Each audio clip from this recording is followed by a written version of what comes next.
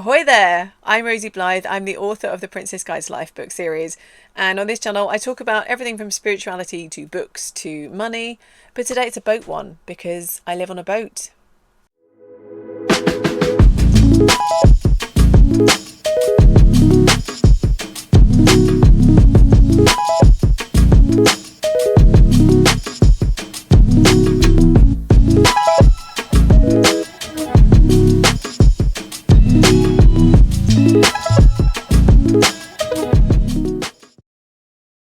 Welcome to the third and final instalment in this little series that was meant to be one video but got insanely long. It may not bode well for a video on finances that I can't actually count the months in a year, so I've consistently forgotten that June to December is actually 7 months, but was a little bad maths between friends. In this video I remind you of the pitfalls of buying a boat that has been owned previously by a DIY enthusiast, and also because I've forgotten to mention it so far, as a boat dweller you don't have to pay council tax. I guess because according to the government you just live on the canal and never leave it, like a little character in a Wind in the Willows fanfic, which is exactly how I see myself.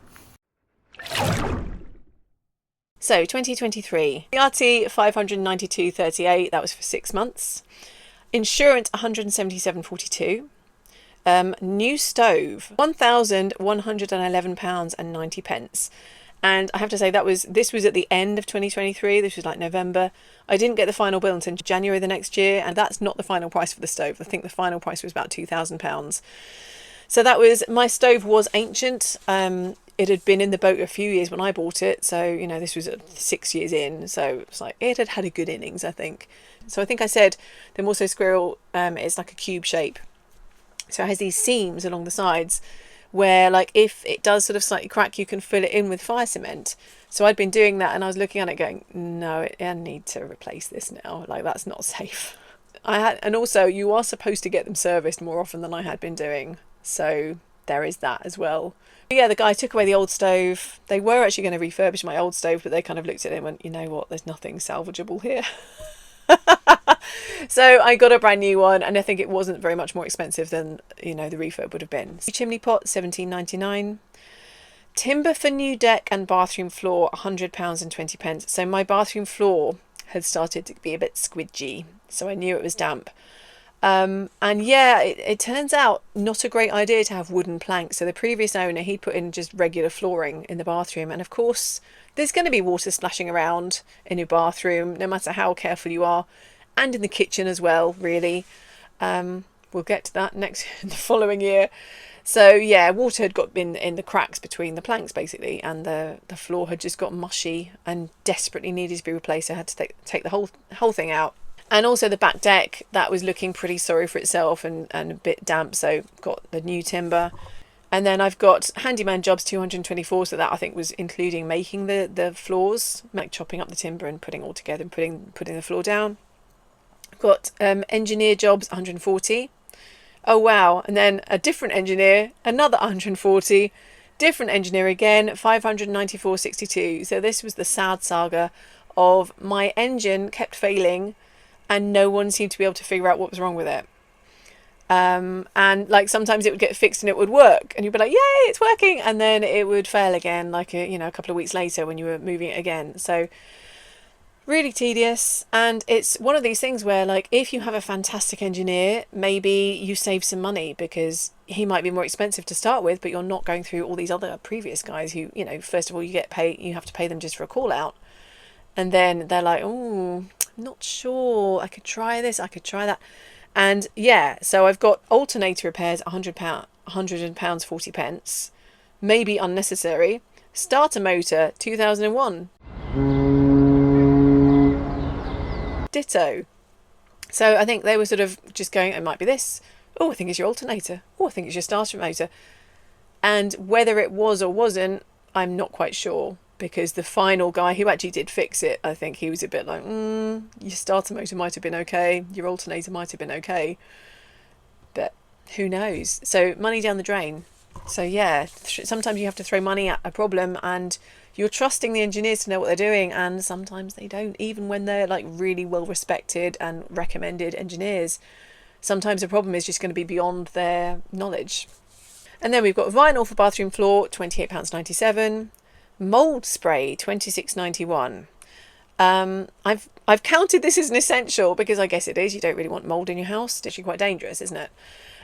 So yes, in my ceilings would get these little black dots, and I'd wipe them with sugar soap, but sometimes they just wouldn't come off, and I'd have to repaint them.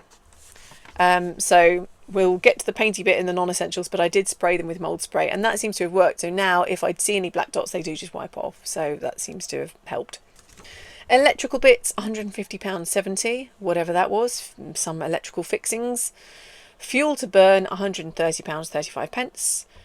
Gas and diesel, £63.44. So the total for essentials was £3,828. And when we come to the semi-essentials, we've got interior paint, £21.91. So that was me touching up the ceilings and probably other places, because again, these little seams need filling in and touching up sometimes, because they just get these hideous cracks in them. Exterior paint, £27.49. So I guess I was touching up some stuff because it had been 3 years since I'd painted. So I painted in 2020, didn't I? So I guess I was just touching up little bits that needed touching up. So semi-essentials, £239.67. And then we come to the non-essentials. Total frivolity. Got fairy lights, £10.99. Headlamp, £7.99. I think I'd lost the previous one. Floor mat, £5.45. And I think, again, I know I counted that as a semi-essential previously, but I think I'd just lost one. I think I'd hung it over the deck to dry, and it just either been nicked or blown away. And then we've got shoe rack, £19.90. Again, I mean, I guess this is just home stuff really, but I've included it in the boat cost because you do especially need a boat rack because you've got a small space, so you can't just line your shoes up or whatever you might do in a house. You've got to find a way to store them vertically to save space. So that was £19.90. And we've got poo shovel, because I have a way with words, £8.75. So my non-essentials came to £52.88, and the total for the year was £4,092.88. Now we come full circle, 2024. So CRT, I've got 7 months at £98.74 per month. So this was finishing off the direct debit from the year before. And then I've also paid £1,318.59. So that takes me to next June. So that's actually 8 years cost really, but I've paid it. So I've included it in the bill here. Insurance, £198. Logs, £15.47. I think I still had some left over from the year before. Gas and diesel, £61.98. I think there may be some coal included in that as well, actually, because I can't see coal anywhere else on the bills, and I know I bought some. So the gas and diesel and everything boat comes by, and they don't give you itemised bills, so I'm pretty sure there was some coal included in that. But I think coal bags, I think they used to be about £13 for a big bag. Now they're like £18, so that I'm sure by this winter they'll have crept up to like £22 or something. We'll see, won't we? So they are getting more expensive.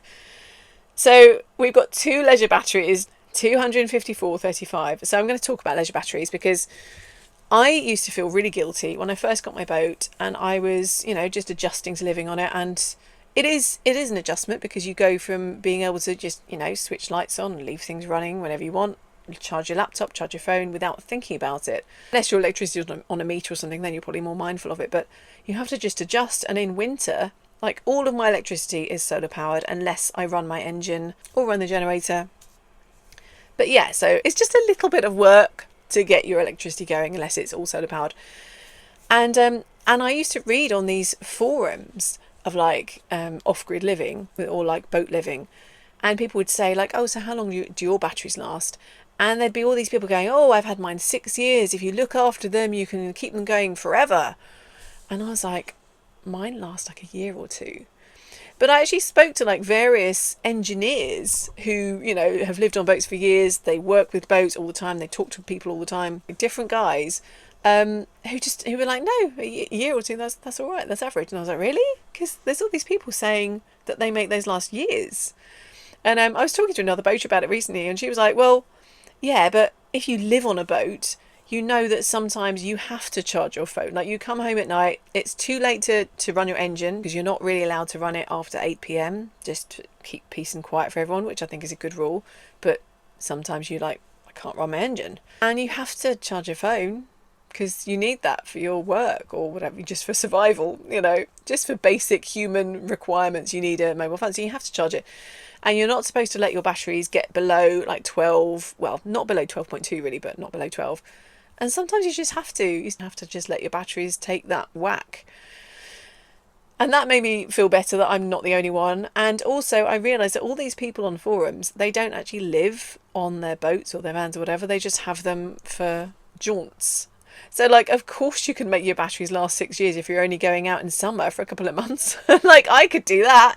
But when it's every day in winter and you're doing not holiday stuff, but your everyday work stuff, like, yeah, you're going to probably give your batteries a battering. Considering that my electricity bills are essentially free because they're from the sun, if I have to pay £100 per battery every year or so, like, that's not that bad.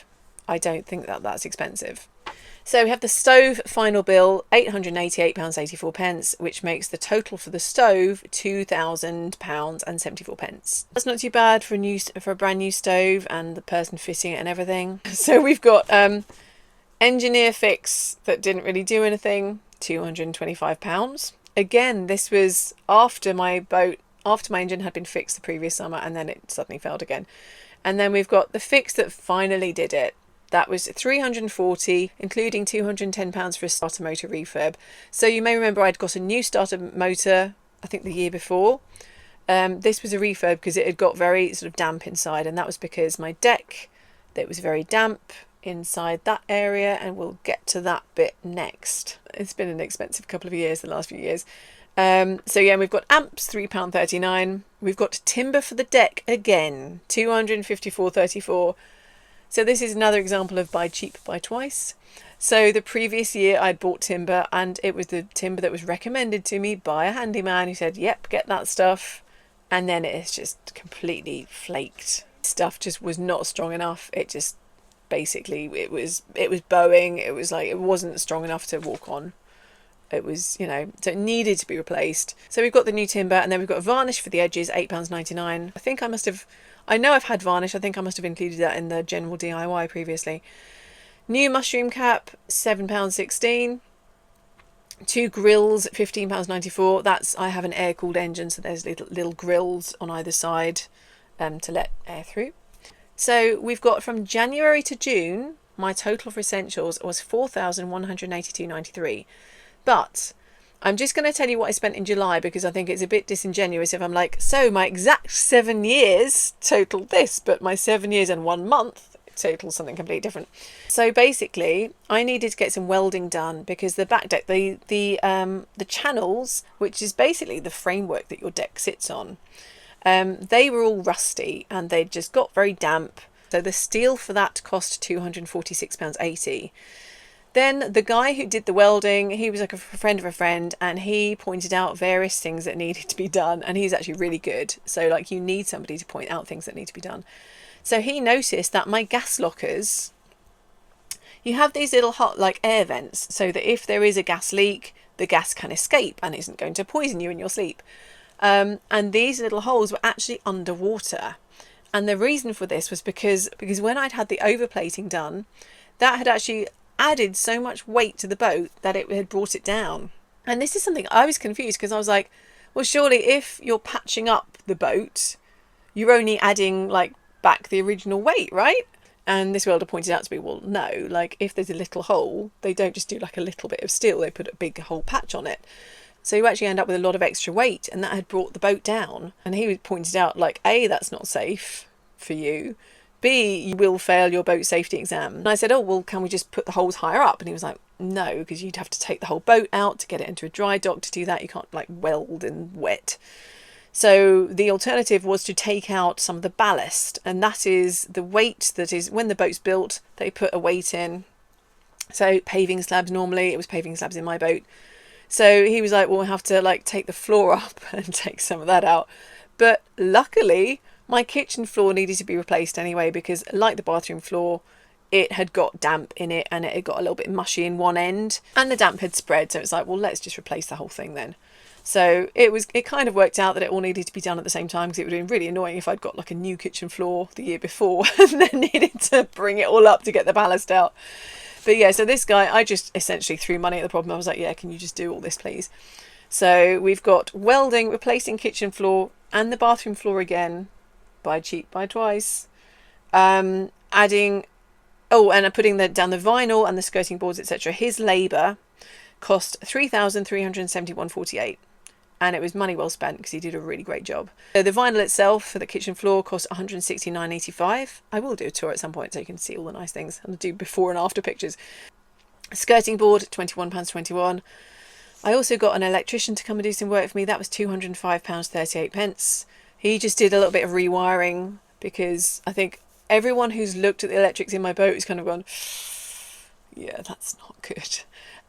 Like, even some of the wires, like the wrong colours have been used, and even I know that you've got to use the right colours. So yeah, it was all just a bit of a DIY job from the guy before, I think.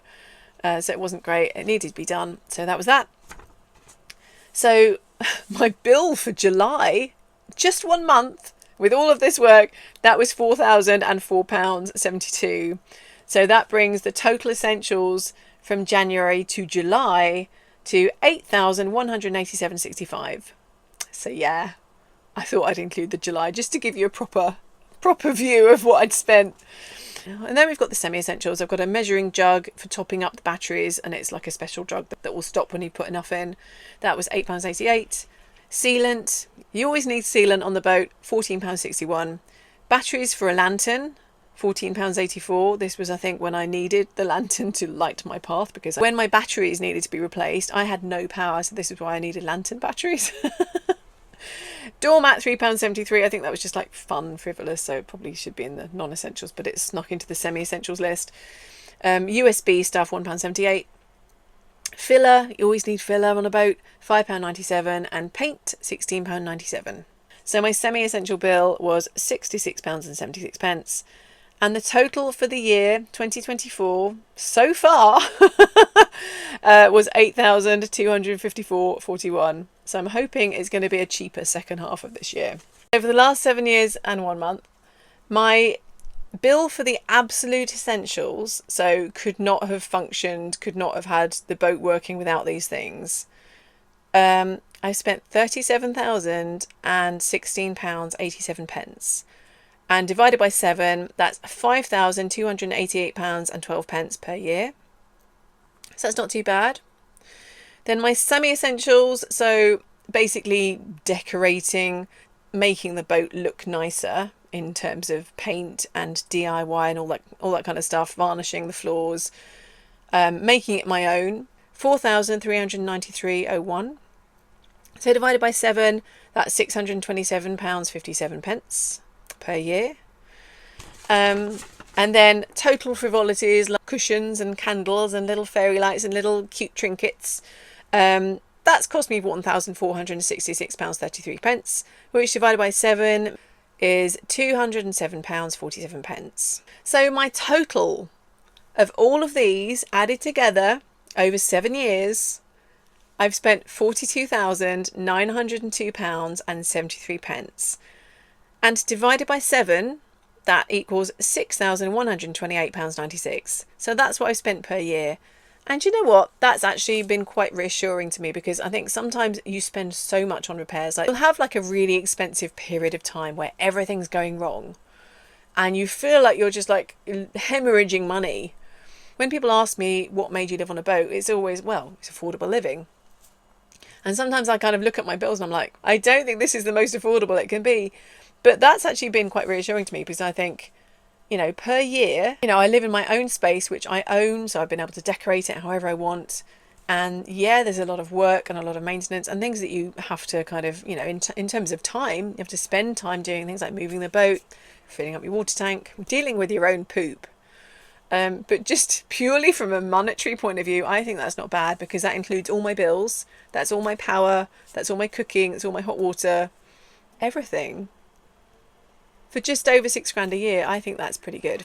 I actually feel better about the years that have been expensive, because it does average out. It's still being pretty good value, I think.